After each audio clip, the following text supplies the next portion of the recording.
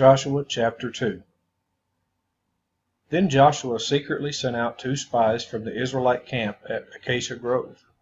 He instructed them, "Scout out the land on the other side of the Jordan River, especially around Jericho." So the 2 men set out and came to the house of a prostitute named Rahab and stayed there that night. But someone told the king of Jericho, "Some Israelites have come here tonight to spy out the land." So the king of Jericho sent orders to Rahab, "Bring out the men who have come into your house, for they have come here to spy out the whole land." Rahab had hidden the 2 men, but she replied, "Yes, the men were here earlier, but I didn't know where they were from. They left the town at dusk, as the gates were about to close. I don't know where they went. If you hurry, you can probably catch up with them." Actually, she had taken them up to the roof and hidden them beneath bundles of flax she had laid out. So the king's men went looking for the spies along the road leading to the shallow crossings of the Jordan River, and as soon as the king's men had left, the gate of Jericho was shut. Before the spies went to sleep that night, Rahab went up on the roof to talk with them. "I know the Lord has given you this land," she told them. "We are all afraid of you. Everyone in the land is living in terror. For we have heard how the Lord made a dry path for you through the Red Sea when you left Egypt. And we know what you did to Sihon and Og, the 2 Amorite kings east of the Jordan River, whose people you completely destroyed.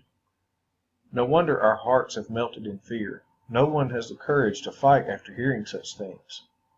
For the Lord your God is the supreme God of the heavens above and the earth below.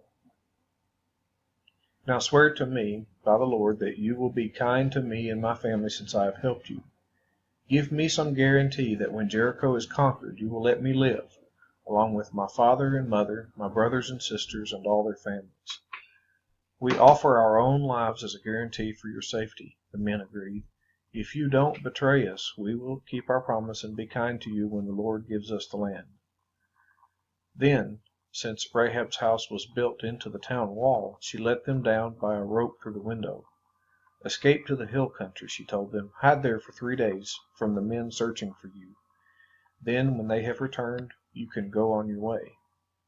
Before they left, the men told her, "We will be bound by the oath we have taken only if you follow these instructions. When we come into the land, you must leave this scarlet rope hanging from the window through which you let us down. And all your family members, your father, mother, brothers, and all your relatives must be here inside the house. If they go out into the street and are killed, it will not be our fault. But if anyone lays a hand on people inside this house, we will accept the responsibility for their death. If you betray us, however, we are not bound by this oath in any way." "I accept your terms," she replied.